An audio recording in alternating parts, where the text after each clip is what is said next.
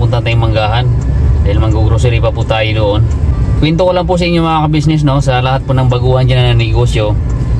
Ako po kasi dati, kasi nakikita nyo na po ngayon na marami ang pinamimili. Dati po talaga nag-uumpisa po kami sa konti lang. Lalo pa pag namili kami ng sardinas. Anim lang po kami mag-asawa pang namili dati. 6 na piraso sardinas, 6 na piraso na kimi. Ganyan lang po kami dati mamili mga ka-business dahil nga po nag-uumpisa pa lang kami. Siguro ang benta lang po namin dati sa isang araw pagtindahan 500 to 800 lang po mga ka-business nung nag-uumpisa pa lang po kami magtindahan. So pag namili po kami, pinakamalaki na po yung 5,000 pag nang grocery po kami. So tiyaga-tiyaga lang po mga ka-business, no, kasi 4 years na po yung aming tindahan. So kumbaga may nararating na lang po talaga. Pinagtiyagaan ko po yun, nagtiyaga kami mag-asawa sa maliit na umpisa. Magkano lang po umpisa namin, tapos maliit lang po yung tindahan namin dati. Kaya sa lahat po nag-uumpisa dyan, tiyaga-tiyaga lang po kayo, tiisin nyo lang at sipagan nyo lang para mapalaki po yung inyong negosyo. Hindi ko naman sinabing successful na po sa business po, hindi ko po sinabi yun, pero meron na po kaming naipundar na kaunti galing lang po sa tindahan.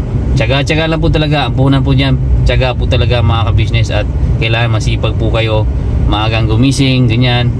Lalo na po ngayon may kasama na pong gulay, mga karne, kailangan po talaga maagang gumising.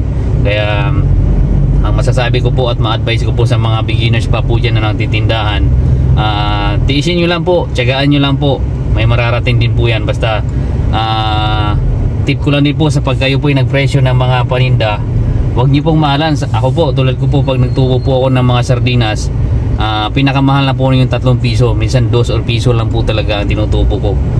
Kailangan mura po kayo sa ibang tindahan, kasi po tulad niya, marami po sa amin sa subdivision namin, marami pong tindahan. Paano ko pupuntahan kung kaparehas lang po kayo, kapresyo niyo lang po yung kapitbahay nila? So para puntahan ko po nila, babaan niyo po at kunti lang po ang tubo niyo dapat sa iyong paninda para sasadyain po kayo ng customer. So yan lang po ang tip ko sa inyo, isa sa tip ko po sa inyo, tips. Kailangan pag tumubo kayo ng paninda nyo, piso-piso, 2, pinakamahal na po yung 3. Yan po mga ka-business. At siyempre alamin nyo po yung mga bilihan ng mga wholesale. Importante po yun, yung bilihan ng mga wholesale, para pagdating po sa tindahan ninyo, hindi po kayo mahal, hindi po na katulad sa ibang tindahan na may presyo po talaga, di ba? Kaya tara, malapit na tayo sa Manggahan. Mamaya pakita ko po sa inyo yung pamimili ko ng grocery. Nandito na po tayo sa Manggahan. Dito po namimili. Dito din po sila may wholesale. Dito po sila, ito mura lang po mga ka-business ng grocery. So dito po yung iba na binibili ko. So yan, mamili muna tayo. So ayan mga ka-business, tapos na tayo mamalengke. Ay, hiningal na naman ako kakabuhat. So puno tayo dyan sa harap dahil bumili tayo na asukal na marami. Dahil pinaghandaan natin yung pabalating na Holy Week. Tsaka ito, halong sukal, kutsara, may panghugas, Max Glow. At siyempre dito sa puno din. Ayan po, sagad po yan, ilalim hanggang taas. At siyempre dito din sa likod. Ayan po, puno po yan.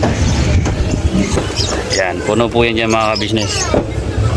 So ayan mga ka-business, i-flex ko rin po yung pinamili ko ngayon. Yung mga asukal tsaka yung Max Glow kutsara, umabot po ng 5,000. Tapos sa grocery naman, dalawang grocery kasi pinuntahan ko. Yung isa 3,000 mahigit. Tapos yung isang grocery naman 10,000, almost 11. And then yung sa mga alcohol, yung alak, nasa 3,000 mahigit. So kita nyo po, napunot yung likod, napuno dito sa loob. Kaya tara, uwi na po tayo. So ayan mga ka-business, no. So kailangan lang po ng tiyaga, pagod, puyat. Ganun po talaga pag nagninegosyo ka pa ng katulad ng ganito mga ka-business. Pero tingnan nyo na po, worth it naman. Thank you sa panonood mga ka-business. Yun lamang po. So peace and love. Bye bye po. Salamat sa panonood.